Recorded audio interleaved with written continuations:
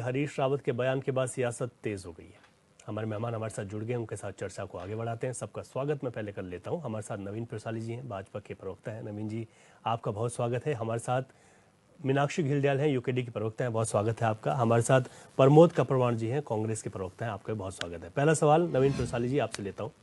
जिस तरीके से हरीश रावत जी का बयान सामने आया और यहाँ पर सुबोध उनियाल की प्रतिक्रिया आई और दोनों एक दूसरे के आमने सामने हो गए हैं, हरीश रावत के इस बयान को कि हम तो गैरसैंण को स्थायी राजधानी बना देते अगर वो प्रकरण नहीं होता 2016 वाला।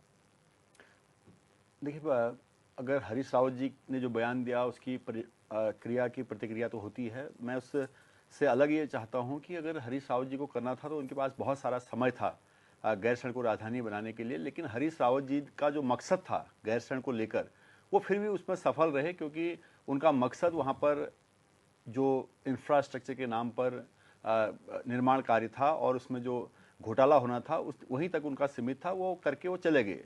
लेकिन आज इतने सालों बाद फिर किसी न किसी तौर पर राजनीतिक चर्चा का विषय बने रहने की जो आदत हरीश रावत जी की है, वो उसी का परिणाम है कि वो समय समय पर अलग अलग उलझुल बयान कह सकते हैं और ये देते रहते हैं और चर्चा में आते रहते हैं। उन पर बहुत सारी डिबेटें होती रहती है। लेकिन आप अगर रवि देखेंगे कुछ टाइम से जिस प्रकार से हरीश रावत जी के बयान आ रहे हैं और राजनीतिक स्तर जो उसमें गिर रहा है, वो वास्तव में चिंतनीय है और कहीं ना कहीं कभी कभी निंदनीय भी हो जाता है। तो इसलिए मैं समझता हूं कि हरीश रावत जी जैसे वयोवृद्ध नेता जो सदनों के अलग अलग सदन में रहे हैं, बहुत अनुभव है, चाहे उच्च सदन का हो, निचले सदन से लेकर, एक बहुत बड़ा अनुभव उनके पास रहा।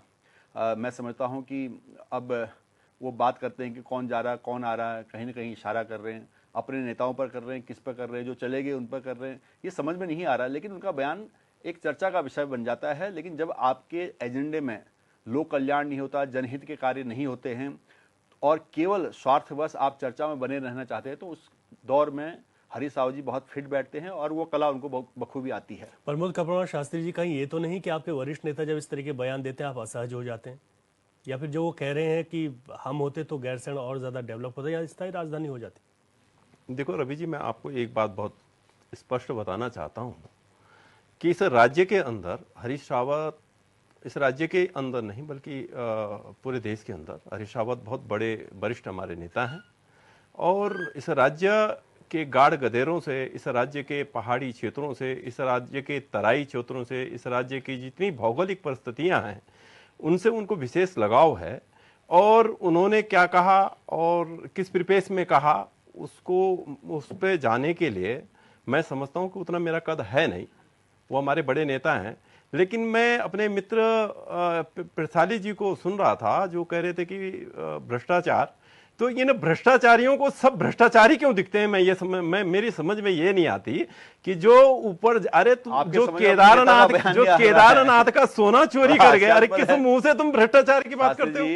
किस मुंह से भ्रष्टाचार की बात करते हो? अरे आपने तो केदार बाबा के भ्रष्टाचार को नहीं छोड़ा। देखिए, और आप जो है इतने बड़े नेता जो हमारे जिनका जितनी आपकी और हमारी आयु है इससे ज्यादा उनका जो है संसदीय जो है, जितने हमारी आयु उससे ज्यादा उनका संसदीय अनुभव बिल्कुल है। इसलिए तो इसलिए मैं आपसे ये जरूर कहना चाहता हूं कि हरीश रावत जी इस देश के और इस प्रदेश के बहुत कद्दावर नेता हैं और गाढ़ गदेरे की बात करते हैं, डांडी कांटी की बात करते हैं, कोदा झंगोरा की बात करते हैं। तो इससे ये स्पष्ट होता है कि उत्तराखंड राज्य और उत्तराखंडियत उनके खून में, रग रग में है। इसलिए वो बड़े स्पष्ट तरीके से बताते हैं। और निश्चित क्यों नहीं होनी चाहिए ग्रीष्मकाल पूर्ण राजधानी हमारी गैरसैंण में? आप बताएं ना क्यों नहीं होनी चाहिए? कर क्यों नहीं? यही तो सवाल है। कौन करेगा? 7 वर्ष से तो तुम जैसे बेशरमों की सरकार आप करते नहीं हो। प्रमोद शास्त्री जी, आपको मौका दिया गया, आप कुछ करते नहीं उस वक्त, और जब एक अच्छी सरकार चल रही होती है आप उसमें उलझुल बयान देकर चर्चा में रहना। उत्तराखंड क्रांति दल से प्रवक्ता हमारे साथ मीनाक्षी घिल्डियाल जी। मीनाक्षी जी, क्योंकि आपकी पार्टी ने हमेशा ये कहा कि राजधानी तो गैरसैंण ही होनी चाहिए और गैरसैंण को लेकर अभी हाल में जब सत्र हुआ तब भी आप लोगों ने वहां पर इस बात का जिक्र किया, करते ही आ रहे हैं इतने सालों से। ठीक है कि आप लोग कभी सत्ता में नहीं आए तो आप लोगों पर सवाल नहीं उठाए जा सकते, लेकिन दोनों ही पार्टियां जो कह रही हैं और अब जो हरीश रावत कह रहे हैं, इस पर आप लोग क्या सोच रहे हैं? क्या जो चीजें चल रही हैं नेताओं की वजह, क्योंकि सुबोध उनियाल तब वहीं थे कांग्रेस में ही हरीश रावत के साथ। देखिए, गैरसैंण हमेशा से ही उत्तराखंड की जनता की भावना का केंद्र रहा है और दोनों ही पार्टियों के नेताओं ने हमेशा उस भावना के साथ खिलवाड़ करने की कोशिश करी है। आज भी आप देखेंगे कि वो खिलवाड़ ही हो रहा है। आज भी वो जानते हैं कि गैरसैंण, सवाल सही है कि आप लोगों ने क्यों नहीं किया। आप लोग उस समय आपने एक हाथी की तरह, एक जो सफेद हाथी होता है उसकी तरह वहां पे भवन बना दिया, लेकिन वो भी सिर्फ भावनाओं के साथ खिलवाड़ करने के लिए बनाया गया। आज आप देखिए कि किस तरह से वो आरोप प्रत्यारोप की राजनीति आज चल रही है। तो सबसे पहले तो मुझे ये मतलब शर्म आती है कि किस तरह से अभी हमारे कांग्रेस के प्रवक्ता कह रहे थे बड़े नेता हैं, कद्दावर नेता हैं। अरे लड़ाई करिए, विचारों की लड़ाई करिए। आप एक दूसरे को इस तरह से गरिया के, और ये कोई नई बात नहीं है। आप देखेंगे कि कहीं पर भी भाजपा कांग्रेस का बेसिकली स्तर जो है वो इतना नीचे गिर जाता है कि बहुत मुश्किल हो जाता है कि ऐसे में आप उत्तराखंड के मुद्दों की क्या बात करेंगे। आप जो हरीश रावत जी हैं, मैं अगर एक बात बोलूं कि सरकारी नौकरी में 60 साल के बाद रिटायरमेंट दे दी जाती है। राजनीति में ऐसा क्या है कि 60 साल के बाद रिटायरमेंट नहीं दी जाती। आप देखिए, मानसिक संतुलन अगर हम कहेंगे तो अगर हरीश रावत जी का बिगड़ा हुआ कह रहे हैं सुबोध उनियाल जी, तो उनकी भी उम्र कोई कम नहीं है। उन्हें भी मुझे लगता है कि अब सभी जो बुजुर्ग नेता हैं उन्हें रास्ता दे देना चाहिए युवा नेताओं को, ताकि एक युवा जो राज्य है उसमें युवा सोच के लोग आगे आएं, और युवा सोच में जो वाकई में 23 वर्षों में उत्तराखंड के अंदर काम होने चाहिए थे और नहीं हुए हैं, जो आज का युवा समझ रहा है कि उत्तराखंड किस चीज के लिए, क्या परिकल्पना थी, किस लिए ये उत्तराखंड राज्य बना था, और वो सारे कार्य सवाल जो है आज वहीं के वहीं हैं, उन सवालों पे कार्य हो। ठीक है नवीन जी, जो मर्यादाएं तार तार होती हैं जब हम वरिष्ठ लोगों के इस तरीके, क्योंकि सुबोध उनियाल बहुत वरिष्ठ नेता, हरीश रावत भी बहुत वरिष्ठ है, तो ये जो बयानबाजी है गैरसैंण को लेकर, लोग की भावुकता लोगों के को टच करता है, उनके दिल से जुड़ा हुआ मुद्दा है, लेकिन जब इस तरह की बयानबाजी होती है जिसका कोई निष्कर्ष नहीं निकल पाता। देखिए, मैं इसलिए बोल रहा हूँ कि बयानों पर ना जाकर आप अगर काम पर जाएं रवि जी, बयान तो दोनों दिग्गज नेता हैं। हमने पहले ही कहा कि जैसे जैसे उम्र बढ़ रही है, अगर राजनीति का स्तर गिरता है तो उस राजनेता को व्यक्तिगत नुकसान पहुंचता है। जीवन भर की कमाई जो साख होती है वो डूबती चली जाती है, और ऐसे उदाहरण पहले भी राजनीति में मिले हैं। तो बहुत सही है कि जैसे मोदी जी ने रिटायरमेंट की एक एज रखी है कि 75 रखी है, तो 1-2 साल और ऊपर करके उसको रखा जाए तो भी रिटायरमेंट की एज हो जाती है। तो आपको कहीं ना कहीं तो ब्रेक लेना पड़ेगा। हालांकि उन्होंने बोल दिया कि अब मैं कभी एक्टिव पॉलिटिक्स में चुनाव नहीं लड़ूंगा, लेकिन कोई भरोसा नहीं है कब टिकट मांग लेंगे, कब क्या करेंगे, या कहाँ की बात कहाँ करेंगे, कहाँ का तीर कहाँ से वाया कहाँ मारेंगे। आप कैरम बोर्ड पर आते ना कि आपको गोटी वहां फेंकनी है तो आप यहाँ से शॉट मार देते हैं, तो उसी तरीके का एक कैरम बोर्ड का खेल खेलने का जो शौक है रावत जी को, वो सामने आ जाता है, और रोज कुछ न कुछ तरीके से बयानबाजी में रहते हैं। उनको पता है कि जब आप चर्चा में रहेंगे तो आगे बढ़ेंगे। ठीक है, लेकिन कहीं कहीं मोह त्यागना पड़ेगा। किसी न किसी स्तर पर यह जरूरी है कि राजनीति का मोह हर एक व्यक्ति को त्यागना ही पड़ेगा, और त्यागना भी चाहिए, ताकि कुछ समय जो बचा है उसको सार्थक रूप से और भी सेवाओं के जरिए आप राज्य की सेवा कर सकते हैं, जनता की सेवा कर सकते हैं। ठीक है, लेकिन आपने एक बात अच्छी कही कि काम पर बात होनी चाहिए। गैरसैंण में हरीश रावत कह रहे हैं हम जिले बनाने की ओर कदम उठा रहे थे, लेकिन तब तो राजनीति का स्थिरता आ गई। हम वहाँ पर सचिवालय बना रहे थे, राजनीति का स्थिरता ये लोग लेकर आ गए। हम यहाँ पर स्थायी राजधानी की ओर भी बढ़ते, राजनीति का स्थिरता आ गई। तो यहाँ पर कामों की अगर बात की जाए, हरीश रावत कह रहे हैं कि हमने वहाँ पर शुरुआत की, लेकिन अब भाजपा उसको आगे नहीं बढ़ा पा रही है। हम अगर होते तो अभी तक बहुत कुछ हो चुका होता। रवि जी, आपने उनके कदम उठते हुए देखे किसी ने? वो कह रहे कि हमने कदम उठाए थे, कहाँ उठाए थे, कब उठाए थे, कोई उसका रिकॉर्ड है? कदम उठाए ही नहीं थे। अगर कदम उठाए होते तो ये हश्र होता ही नहीं सरकार का। कदम तो हम उठा रहे हैं। अभी हमने घोषणा की वहाँ पर इंफ्रास्ट्रक्चर बनाने की, क्योंकि बिना इंफ्रास्ट्रक्चर के आप किसी भी क्षेत्र को राजधानी घोषित ऐसे नहीं कर सकते।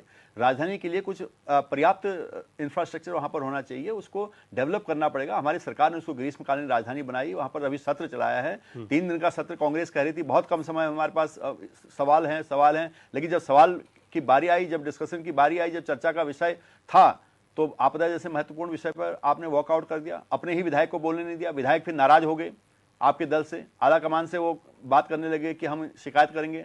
लेकिन मुख्यमंत्री जी ने उनको बुलाया और फिर उनको समझाया भी कि भाई जहां भी जो भी प्रॉब्लम है उस पर हम देख रहे हैं, काम कर रहे हैं, और आपकी कोई समस्या है तो लाइए, हम उसको ठीक करके देखते हैं। तो विधायक संतुष्ट रहे, क्योंकि सरकार से तो सभी संतुष्ट हैं, लेकिन पार्टी से संतुष्ट नहीं है कांग्रेस की।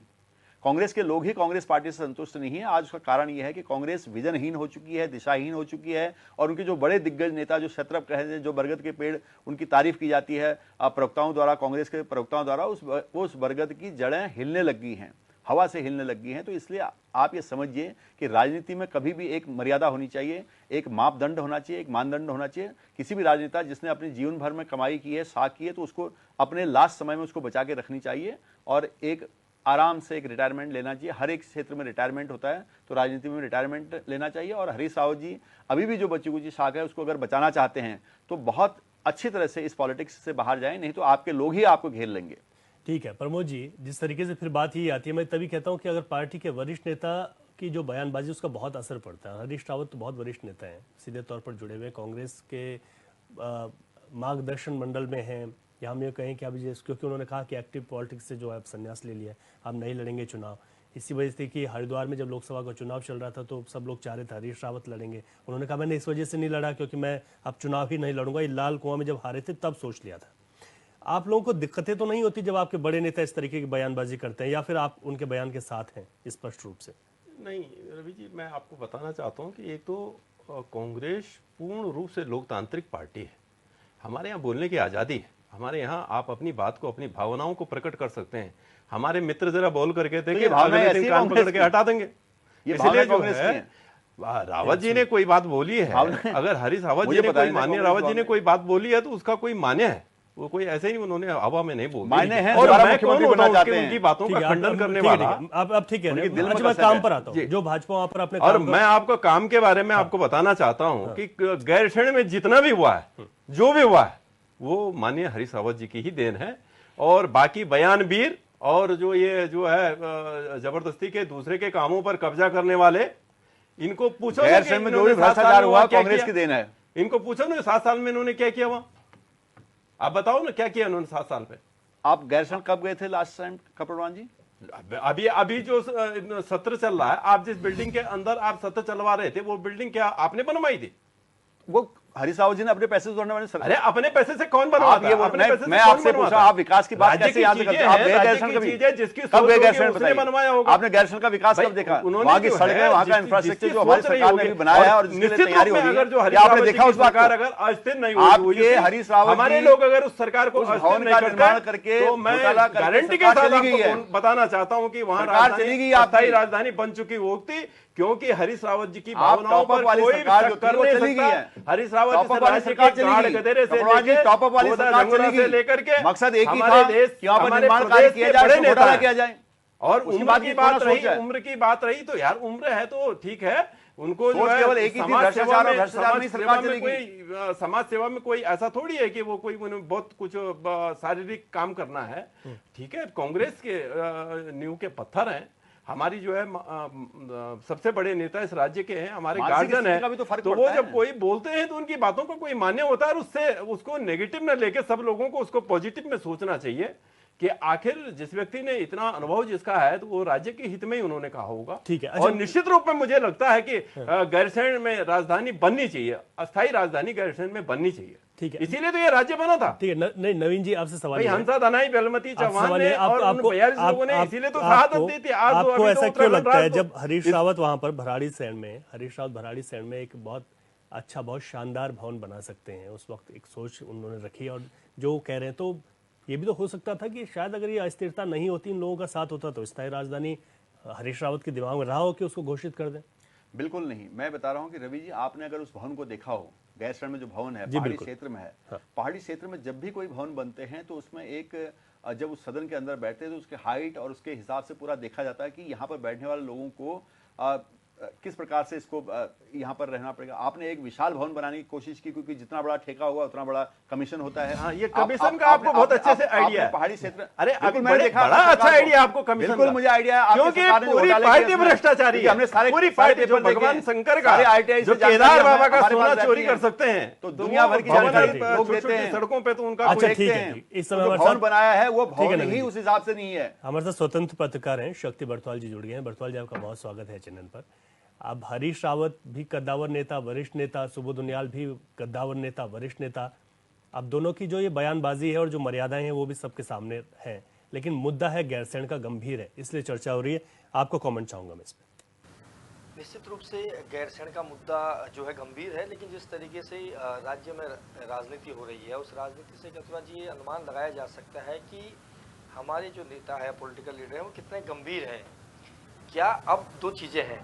हरीश रावत जी इस प्रदेश में मुख्यमंत्री थे और उनके पास एक बड़ा जो निर्णय लेने की जो क्षमता थी वो औरों से ज़्यादा थी। तो अगर वो पहाड़ की बात करते हैं, पहाड़ की मूल भावना की वो बात करते हैं, तो वो निर्णय ले सकते थे। वो तो ग्रीष्मकालीन का निर्णय भी नहीं ले पाए। और जहाँ तक प्रसारी जी अभी बता रहे थे कि जो स्ट्रक्चर है विधानसभा का, वो स्ट्रक्चर जो है गड़बड़ है, उस हिसाब से नहीं बनना चाहिए था। वो स्ट्रक्चर किसके कार्यकाल में बना, यही इनको नहीं पता।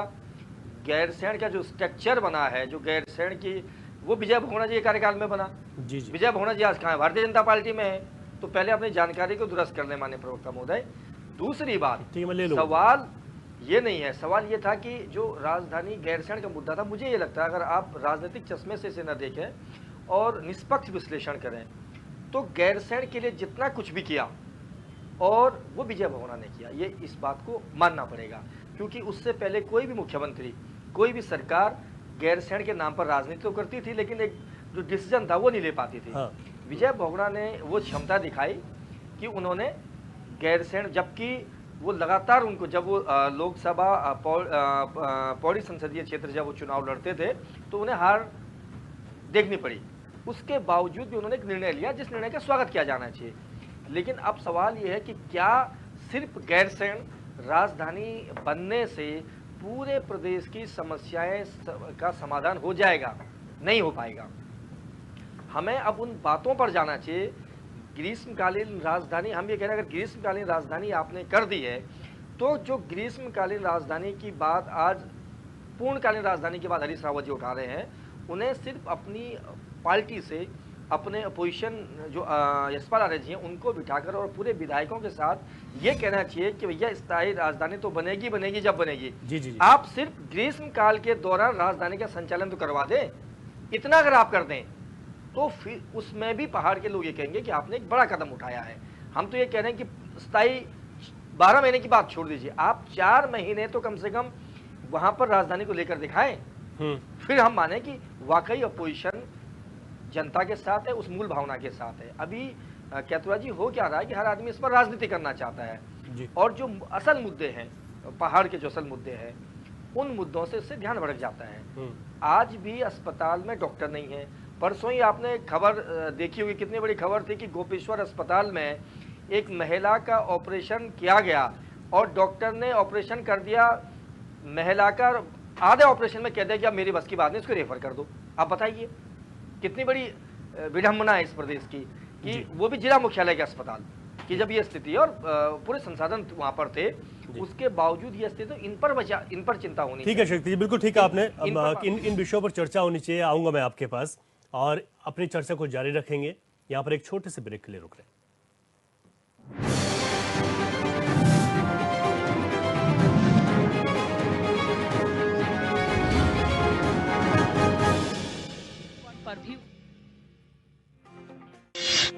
आपका पसंदीदा न्यूज चैनल HNN 24/7 अब टाटा प्ले के चैनल नंबर 1141 पर भी उपलब्ध।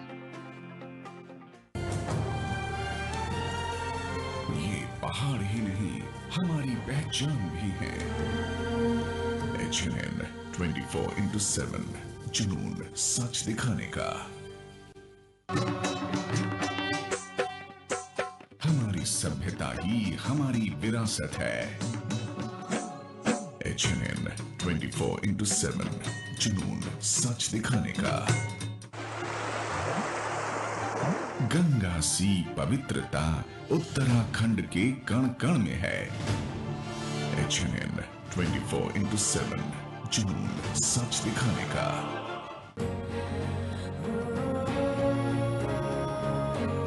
उग रहा है उम्मीद का नया सूरज।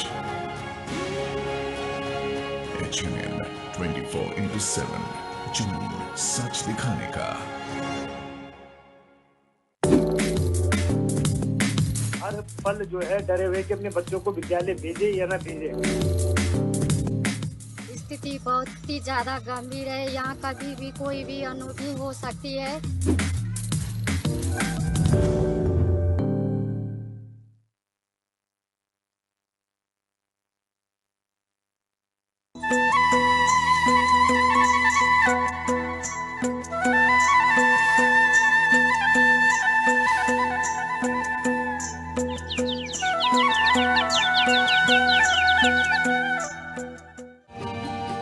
समुद्र तल से 4000 मीटर की ऊंचाई पर स्थित चंद्रशिला एक मनोरम पर्यटन स्थल है। गढ़वाल की हिमालय पर्वतमाला में मौजूद इस जगह से पास की झीलों के अद्भुत दृश्य, घास के मैदान, नंदा देवी, त्रिशूल, केदार, बंदरपूंछ और चौखंबा की चोटियों के अद्भुत दर्शन होते हैं। किंवदंतियों के अनुसार ये वही जगह है जहां भगवान राम ने रावण वध के बाद तप किया था। ये भी माना जाता है कि चंद्रमा ने इसी जगह प्रायश्चित किया था। पर्यटक यहाँ स्केटिंग, स्कीइंग और पर्वतारोहण जैसी गतिविधियों में भाग लेने आते हैं। चंद्रशिला ट्रैक लोगों के बीच सबसे लोकप्रिय ट्रैकिंग मार्गों में से एक है। ये मार्ग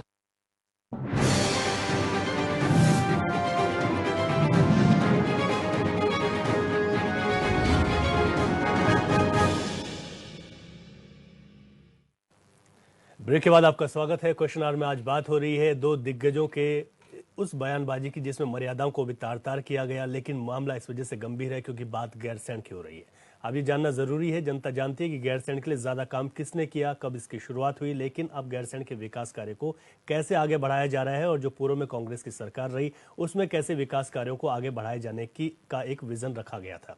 हमारे मेहमानों के पास में एक बार फिर से चलता हूं। अभी तक हम स्वतंत्र पत्रकार शक्ति बरथवाल जी को सुन रहे थे, उन्होंने अच्छी बात कही कि कई विषय ऐसे होते हैं कि हम छोटे विषयों से भटक जाते हैं। मीनाक्षी जी के पास जा रहा हूं, काफी देर से नहीं गया। मीनाक्षी जी, गैरसैंण की बात होती है, आप लोगों का स्टैंड साफ है कि गैरसैंण स्थायी राजधानी होनी चाहिए, लेकिन जो दोनों पार्टियां और अपने विकास के दावे कर रही हैं, आप कांग्रेस को आगे पाती हैं इसमें या भाजपा को?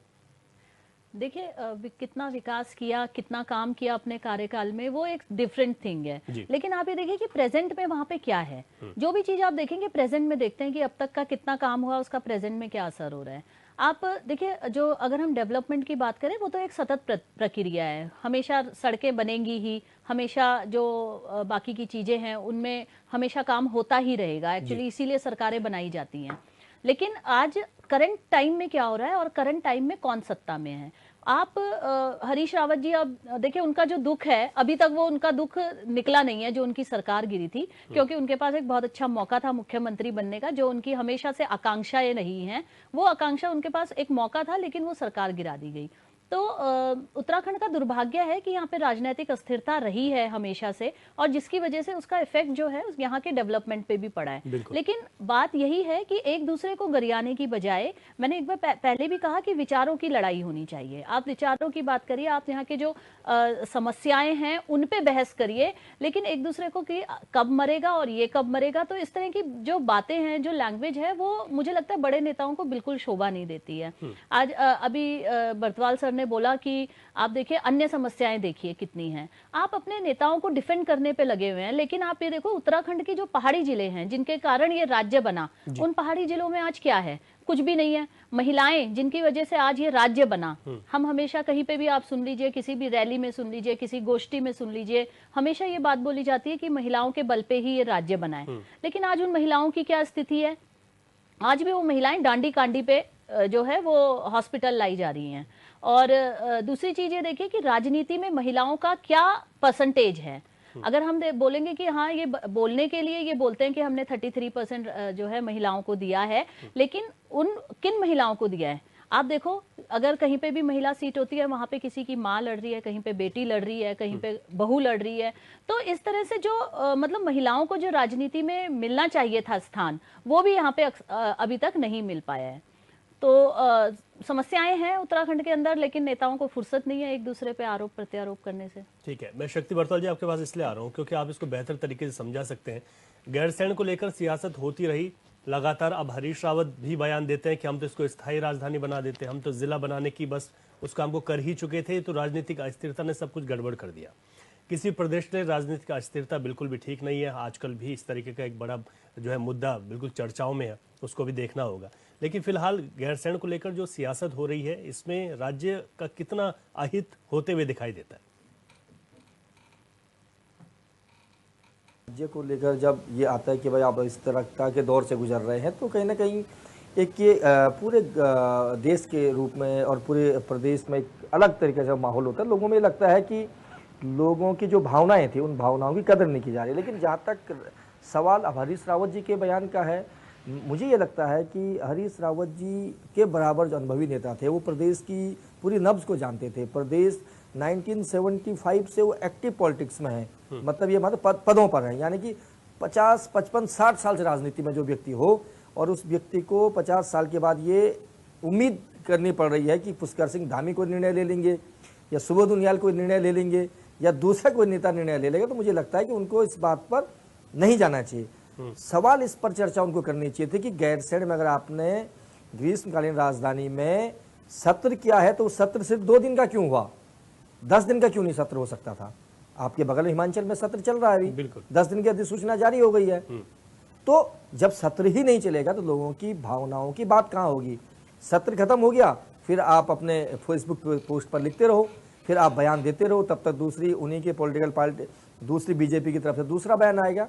तो बयान से आम आदमी को क्या करना है? आपके बयान से, आपके बयान अगर कम होते और आप अपनी पार्टी के भीतर सहमति बनाते और ये कहते कि भैया सरकार चाहे 2 दिन का सत्र करे, आप 10 दिन के सत्र की डिमांड कीजिए, अपोजिशन के लीडर्स को कहते कि आप जाइए, रिकमेंड कीजिए, मुख्यमंत्री से मुलाकात कीजिए, सर्वदलीय बैठक में इस बात को उठाइए कि सत्र 2 दिन में काम नहीं चलने वाला, और वो भी 2 दिन में बिना चर्चा के विधेयक पास हो रहे हैं, विधायकों को पता ही नहीं कौन सा विधेयक पास हो गया। तो इस तरीके की बातें जब आएंगी, और सिर्फ ये कहना कि अगर सोचो कि स्थायी राजधानी होती तो भी क्या हो जाता फिर, जब आप मुद्दों को लेकर चिंतित नहीं होंगे। देखिए, लड़ाई सिर्फ सेंटिमेंट पर नहीं होनी चाहिए, लड़ाई उस बात पर होनी चाहिए कि आप वाकई लोगों को फायदा देना चाहते हैं। अगर आप फायदा देना चाहते हैं तो फिर आप उसको दिखना चाहिए, उस पर चर्चा होनी चाहिए थी, आपके विधायकों में एकजुटता दिखनी चाहिए थी। आपके ही विधायक बाहर आकर ये कह दें कि मुझे चर्चा का मौका ही नहीं मिला, फिर आप उसको डैमेज कंट्रोल में लग जाएं और फिर वही विधायक जाकर सत्ता पक्ष से मिल जाएं, तो फिर इससे मैसेज क्या जाएगा? वो विधायक जो हरीश रावत जी के काफ़ी करीबी हैं। तो ऐसे में लोगों को ये लगता है, हमें क्या ये परसेप्शन बनता है फिर कि ये जो सिर्फ राजनीति हो रही है, गैरसैंण के नाम पर सिर्फ और सिर्फ राजनीति हो रही है, और चूंकि राजनीतिक मुद्दा है, लोगों की जनभावना का मुद्दा है, तो सिर्फ भावनाएं कब तक भड़काते रहेंगे आप लोगों की? जी बिल्कुल ठीक लोग है। ये उम्मीद अब कर रहे हैं कैथुरा जी कि मूल समस्या पर बात होनी चाहिए, रोजगार पर बात होनी चाहिए, एजुकेशन पर बात होनी चाहिए, हेल्थ पर बात होनी चाहिए। आज भी कितने स्कूल बिना टीचरों के हैं, कितने स्कूलों में आपने इंफ्रास्ट्रक्चर बनाया, अस्पतालों में डॉक्टर नहीं है, लगातार लोग आंदोलन कर रहे हैं, लोगों ने रोड नहीं तो वोट नहीं, पूरा अभियान आपने 2000 जो अभी इलेक्शन हुआ था लोकसभा का चुनाव 24 का, आपने देखा किस तरीके से राजधानी के निकटवर्ती 10 से 15-20 किलोमीटर दूरी पर लोगों ने आंदोलन किए। बिल्कुल, कम से कम 30 से 35 गांवों ने बहिष्कार किया सरकार का कि हम वोट नहीं देंगे। आप ही के चैनल पर हमने डिबेट की थी। जी जी।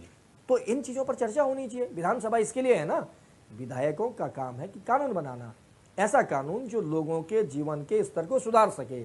हमने पहाड़ी राज्य इसीलिए मांगा, हमारे लोगों ने जो शहादतें दी, लोगों ने जो संघर्ष किया, वो इसलिए नहीं किया कि आप एक बयान दे देंगे, दूसरा आदमी उस बयान की काट कर लेगा। अरे भैया, आपकी सरकार है, विपक्ष की भी उतनी ही भूमिका होती है जितनी की सरकार की होती है। विपक्ष इससे छूटा नहीं हो सकता। विपक्ष ये नहीं कह सकता है कि हमारी कोई जिम्मेदारी, आपकी भी उतनी अकाउंटेबिलिटी है जितनी सरकार की, क्योंकि आप भी विपक्ष में हैं। जो सदन के अंदर नहीं है वो तो ये कह सकता है कि भाई हम तो अंदर तो है ही नहीं, लेकिन सदन के अंदर अगर आप हैं तो आपको कम से, आप कितने प्राइवेट बिल लेकर आए? कौन सा विधायक, अब हरीश रावत जी कहे अपने ही गुट के विधायकों को कह देते कि भाई अपना एक प्राइवेट बिल लिया है, स्थायी राजधानी का प्राइवेट बिल आ जाता, क्यों नहीं आ पाया? आप अगर आज रो रहे हैं, आंसू बहा रहे हैं, किसके लिए? इतने अनुभवी नेता, हम भी उनकी रिस्पेक्ट करते हैं। मैंने कहा कि जिस व्यक्ति की तरफ पूरा प्रदेश देख रहा था, अब वो व्यक्ति उस व्यक्ति पे पीछे देखे जिससे कोई उम्मीद ही नहीं, जिसको पता ही नहीं कि पहाड़ी राज्य की अवधारणा क्या थी। अब हम कहेंगे जी हमें इस सरकार से उम्मीद है। जब आप जैसे अनुभवी व्यक्ति ये निर्णय नहीं कर पाए कि वहां स्थायी राजधानी होनी थी, अगर आप उस दिन निर्णय ले लेते, उसके बाद चाहे आपकी सरकार चली जाती, कम से कम आप इतिहास बनते, राज्य की भावना के अनुरूप एक निर्णय आप ले लेते। आप नहीं ले पाए, तो जब आप नहीं ले पाए तो कम से कम अब तो अपने विधायकों को कहिए कि इसके अनुरूप आप चर्चा कीजिए।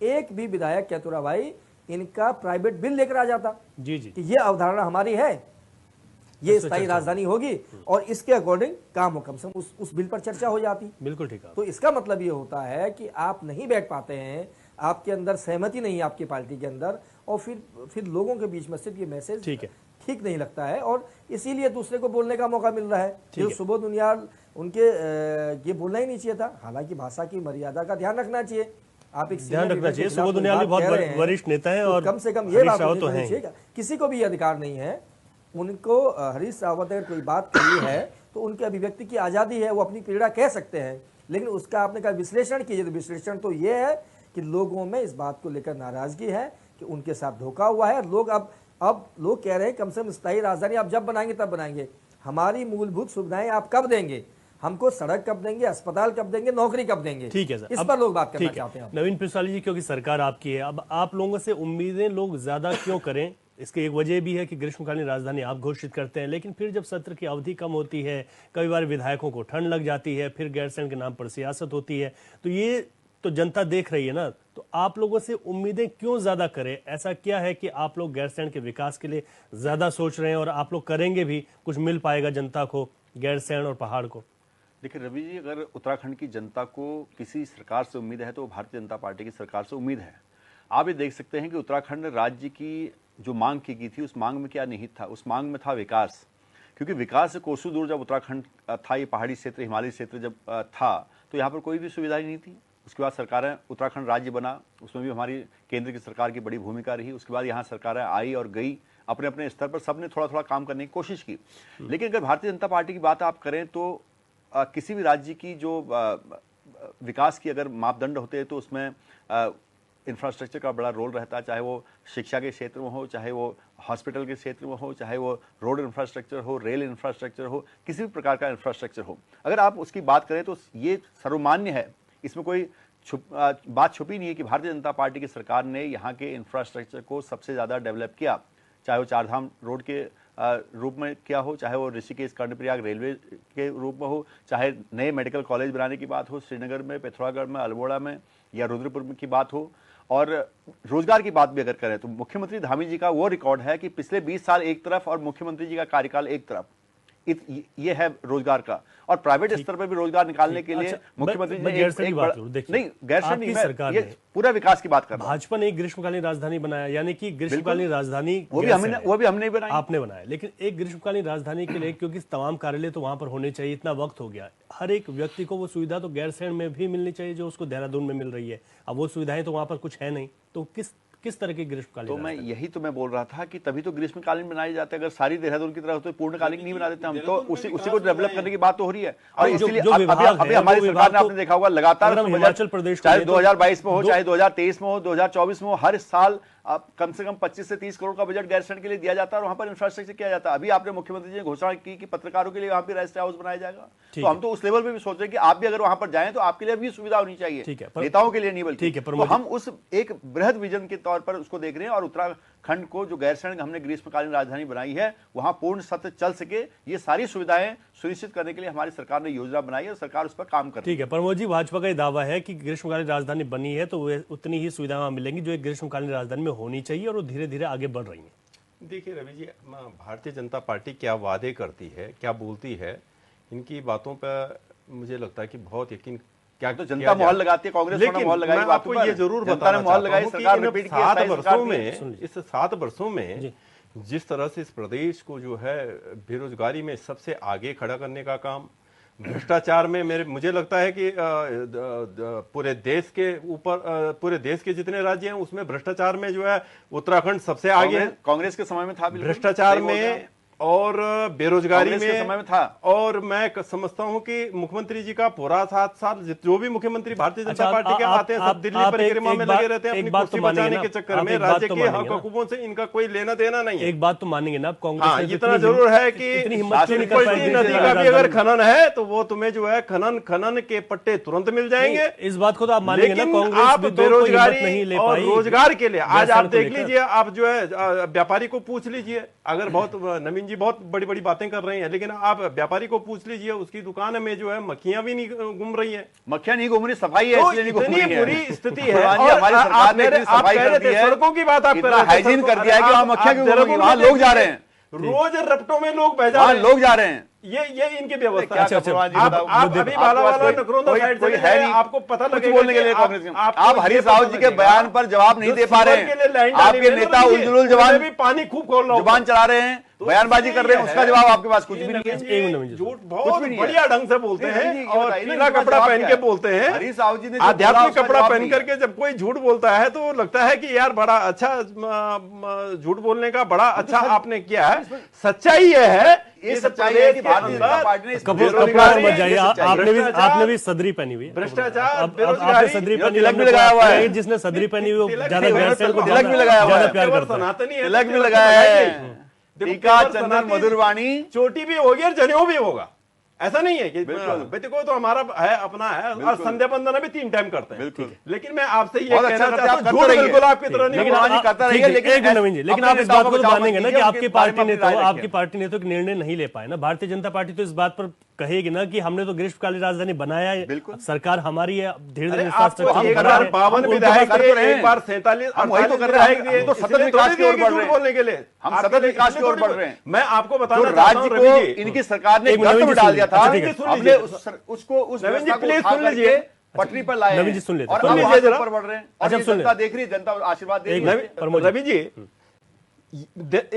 राजधानी से 30 किलोमीटर दूर पे जहां से मैं आता हूं यमकेश्वर विधानसभा है। आप पता कर लीजिए, किसी भारतीय जनता पार्टी के कार्यकर्ता से पूछ लीजिए, 4 महीने एकमात्र डिग्री कॉलेज है ललित मोहन, आपका जो है श्रीदेव सुमन जिनका नाम हो, अभी ऋषिकेश में 4 महीने बी नदी में पुल न होने के कारण कम से कम 100 गांवों के बच्चे कॉलेज नहीं आ पाते। अब तो ये स्थिति है वही कि तो बोल रहे हैं, जो कांग्रेस के टाइम में पुल डॉक्टर बने सब ढहे थे, बीमार है ना, ढह गए थे उसको सब महिलाएं कंधे में लाज लेकर के आ सारे रही पुल है ढहे। और आपने 1 इतना किलोमीटर भ्रष्टाचार किया नहीं, पुलों में, 25 किलोमीटर सारे टूटने लगे। तो इसलिए मैं आपकी आपसे ये सरकार कहना थी चाहता पुलों हूं कि बनाने इस में। डिबेट के भगवान माध्यम जी। से हो सकता है कि हमारे बोलने से कभी सरकार और सरकार के जो नुमाइंदे हैं, प्रशासन है, उसको उसके कानों में जू रहे हैं। तो मैं ये कहना चाहता हूं कि कम से कम यार, हम सुदूर की बात कर रहे हैं, लेकिन जो हमारे अगल बगल घट रहा है कम से कम उसको तो देख लें भाई, उसको तो हम देख लें। बी नदी पुल के लिए लोग चिल्ला रहे हैं, लेकिन वो पुल बना नहीं। लोग जो बच्चे जो है अपना गंगा भोगपुर में 4 महीने ऐसा हो जाता कि जैसे वो पूरी दुनिया से उनका कट जाता है। तो इसलिए नवीन जी, मैं इसलिए ये कहना चाहता हूँ, एप्लीकेशन लगाई, सरकारें आती हैं जाती हैं और सरकारें सिर्फ लोगों के काम के लिए होती आपका हैं। काम है केवल लोगों के काम के लिए सरकारें बनती हैं और सरकारों का दायित्व होता है काम करवाना, विपक्ष का जो काम आज करवा नहीं रहे हैं प्रदेश में हो रहा है। और आप और हमारा भी काम हो रहा है कि अनर्गल बयानबाजी न करके सरकार का ध्यान उन लोगों उन विषयों पर डालें जिन विषयों के लिए हमने जनप्रतिनिधि चुने। ये बातें आप हरीश आपको रावत बताना जी को बता चाहता देना कि ऐसे नगर बयानबाजी ना करें, सरकार काम कर रही है। कोई काम अगर कहीं जनहित का रह रहा है तो सरकार को बताएं, सरकार उसको करेगी। ठीक है मीनाक्षी जी, तो भाजपा और कांग्रेस 2 ऐसी पार्टियां हैं जिन्होंने यहाँ पर जो सत्ता में रही हैं, और हमने, लेकिन आपने एक बहुत महत्वपूर्ण बात बोली कि जो यहाँ की जो दिक्कतें हैं उन दिक्कतों पर काम करना होगा। उसके बाद ही किसी चीज़ को लेकर एक तरीके की सियासत ना करें कि गैरसैंण है तो उस पर जो जितना ज़्यादा बोल सकता है, जिस तरीके से अपना वक्तव्य है उस पर रखे और राजनीति करें। बिल्कुल, अगर ये गैरसैंण राजधानी की बात कर रहे हैं तो उस राह पे चलें भी। अगर ग्रीष्मकालीन राजधानी कही है तो ग्रीष्मकालीन में तो कभी भी वहाँ सत्र होते हमने देखा नहीं है। दूसरी चीज़ ये है कि आप सतत विकास की बात कर रहे हैं और इंफ्रास्ट्रक्चर बढ़ाने की बात कर रहे हैं उत्तराखंड के अंदर, लेकिन अगर मैं आपको कुछ वर्ष पहले लेके जाऊं तो बादल फटना और ये भूस्खलन, बहुत कम ऐसी घटनाएं होती थी जो कभी शायद बादल फटना हम लोगों को पता भी नहीं होता था कि होता क्या है, क्योंकि ये घटनाएं बहुत कम होती थी। आज की तारीख में जिस प्रकार का ये विकास कर रहे हैं, जिस प्रकार का अंधाधुंध वहां पे जो इन्होंने सड़कें बनाने का काम किया है, जिसके कारण उत्तराखंड की जो स्थिति है, आप देखेंगे कि आज आए दिन भूस्खलन हो रहे हैं। तो जो उसकी ज्योग्राफी है, जो उसका स्ट्रक्चर है, उसको बिना स्टडी किए जब ये विकास की बात करते हैं, डेवलपमेंट की बात करते हैं, तो उससे नुकसान वहां पे रहने वाले लोगों का होता है। तो आप सिर्फ सड़कों की बात मत करो कि हमने सड़कें बनाई, लेकिन वो सड़कें तो हर बरसात में टूट जा रही हैं। तो आप उस चीज पे क्यों नहीं जा रहे हैं कि आखिर वहां पे किस प्रकार की सड़कों की आवश्यकता है और कितनी चौड़ी सड़कों की आवश्यकता है। आप अगर बोल रहे हैं कि हमने हर गांव में सड़क पहुंचा दी, तो ये भी अगर रिकॉर्डेड देखा जाए तो हर गांव तक सड़क पहुंचाना पॉसिबल ही नहीं है। लेकिन आपको वहां पे उस तरह की सड़क के लिए कुछ गांव हैं अभी, बहुत से ऐसे गांव हैं जहां नहीं पहुंची है, कुछ नहीं, बहुत से गांव हैं, बहुत से ऐसे गांव हैं और जहां पे सड़क भी पहुंच गई है। आप आप वहाँ के गांव अगर देखें, क्योंकि जो मेरा गांव है, मैं अगर अपने ही गांव की बात करूं तो मेरा गांव सड़क से करीब 1 किलोमीटर नीचे पड़ता है। तो आप एक गांव वहां पे, एक ऐसे ही 4-5 घरों का गांव एक दूसरे पहाड़ी पे है, फिर एक और दूसरी पहाड़ी पे है। तो आप देखिए, मैं समझ सकती हूँ कि वहां पॉसिबल नहीं है कि आप जगह जगह जगह अगर सड़क पहुंचाने का काम करें तो आपको पहाड़ों को उस तरह से तोड़ना भी पड़ेगा।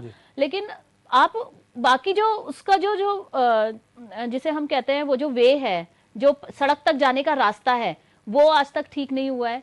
तो जो महिलाएं हैं उनको आज भी सर पे उठा के गैस सिलेंडर वहां पे बाजार से लेके आना पड़ता है। दूसरी चीज कि सड़क आपने कब पहुंचाई? सड़क आपने तब पहुंचाई जब गांव के गांव खाली हो गए। और आज भी सड़क पहुंचाने का फायदा क्या हो रहा है? क्या वहां पे रोजगार डेवलप हुआ? क्या वहां पे स्कूल्स वगैरह जो हैं वो अभी भी क्यों बंद हो रहे हैं? अगर आपने सड़क पहुंचाई है और वहां का डेवलपमेंट हो रहा है तो स्कूल्स क्यों बंद हो रहे हैं? बच्चों को क्यों आज भी 2-2 किलोमीटर दूर जो है स्कूल जाना पड़ रहा है? तो इस तरह की बहुत सारी चीजें हैं कि अगर विकास का गिनवा रहे हो आप तो समस्याओं को भी गिनवाइए कि अभी वो विकास आप इंसान के सुविधा के लिए नहीं पहुंचा पाए हो, वो विकास सिर्फ आप अपनी सुविधा के लिए पहुंचा पा रहे हो वहां पे। ठीक है, मैं फाइनल कमेंट ले लेता हूं। नवीन जी, आपसे शुरू कर रहा हूं। गैरसैंण पर हो रही सियासत, वरिष्ठ नेताओं के जिस तरीके की बयानबाजी और गैरसैंण को लेकर जो वादे आप लोगों के हैं और जो विपक्ष आप पर कह रहे हैं। देखिए रवि जी, इसमें कोई दो राय नहीं है कि उत्तराखंड का आंदोलन हुआ था, एक बहुत बड़ा आंदोलन हुआ, उसके परिणाम स्वरूप हमें ये राज्य मिला। और आज जितने भी हम नेता बने हुए हैं, जो भी लोग बना हुआ है, जो भी समाज सेवी बना है, सब उन अपने पूर्वजों के उस बलिदान और त्याग के बदौलत बना है और आज हम इस बहस को कर रहे हैं।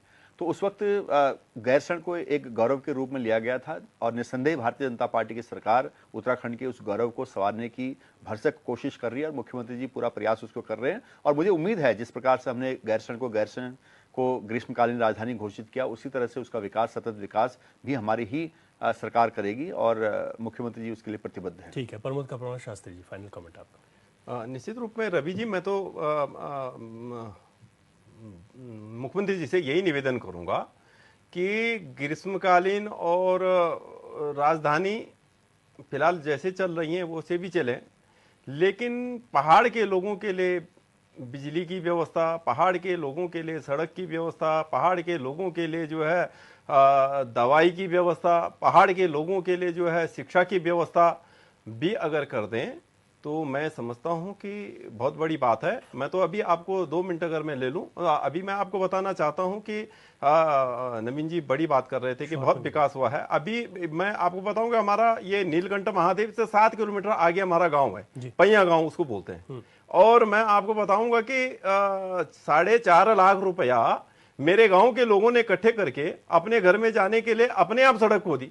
तो आप ये बताएं, ये इनका विकास है। अच्छा, फिर उसके बाद में मैंने ये लोक निर्माण मंत्री के पास, लोक निर्माण विभाग के मंत्री जी से मैंने कहा कि ये इस समय जो हमने ग्राम सेवा से बनाई थी सड़क, वो टूट गई, उसको आप लोक निर्माण विभाग के माध्यम से कर दीजिए। तो उनका कहना यह था कि हम लोक निर्माण विभाग में 1 किलोमीटर सड़क के हम 1 करोड़ रुपए हमारे यहाँ खर्चा आता है, जो हो नहीं सकता। आप जिला योजना में बोले तो ये स्थितियां उत्तराखंड की है, उत्तराखंड की ये विकास की बात है। सरकार तो 17 से ही, उससे पहले तो ये स्थितियां हैं। नहीं, यमकेश्वर में आप बता दें, यमकेश्वर में जब से राज्य बना तब से भारतीय जनता पार्टी का ही विधायक हमेशा रहा। 1 करोड़ रुपया लगता है कि उन्होंने कहा, सरकारी जो PWD का है, ठीक है, मानक है, मुझे नहीं पता, हमारे तो 4 लाख रुपए में हमने वो खुदवाई, श्रम सेवा के करके हमने वो 4 लाख रुपए में हमने खुदवाई। और अगर आपको यकीन ना हो तो आप जाकर के पैया खाल से नीचे जाकर के पता कर लीजिए। ठीक है, आज की इस पूरी बहस पर मैं फाइनल कमेंट शक्ति बरतवाल जी से ले रहा हूं। बरतवाल जी। रवि जी, जिस तरीके से जो बहस, जो मुद्दा था बहस का, कि जो बयानबाजी की गई सुबोध उनियाल जी की तरफ से और जो हरीश रावत जी की तरफ से, मुझे लगता है कि इतने वरिष्ठ नेताओं को एक तरीके की बयानबाजी से बचना चाहिए और इतनी ही गंभीरता, त्वरित कार्रवाई अगर वो अपने विभाग में, अपने मंत्रालय में करें। लोग गुलदार के हमले से लोगों के बच्चों की जान चली गई है, जो घास के लिए गांव में महिला जा रही है उसकी जान चली जा रही है। अगर इतनी त्वरित एक्शन वो अपने अधिकारियों के खिलाफ, इस बयानबाजी जो हरीश रावत जी के प्रति उन्होंने करी, उस मामले में लेते तो ज़्यादा बेहतर होता। और जो गैरसैंण के राग आपने से अच्छा है कि लोगों के जीवन स्तर को सुधारने में दोनों नेता अपना समय लगाए, उस पर काम करें। बिल्कुल ठीक। तमाम मेहमानों का शुक्रिया, नवीन पिरसाली जी, प्रमोद कपरान शास्त्री जी, शक्ति बरतवाल जी, मीनाक्षी गिलजाल जी, आप सभी का शुक्रिया कि आपने अपनी अपनी बात रखी, पार्टी की ओर से अपनी बात रखी। तो गैरसैंण को लेकर एक बार फिर से जब बड़े नेताओं का बयान आते हैं तो मुद्दा गर्म हो जाता है, लेकिन गैरसैंण में भाजपा का दावा है कि इंफ्रास्ट्रक्चर को भी धीरे धीरे बढ़ाएंगे, जैसे ग्रीष्मकालीन राजधानी घोषित किया।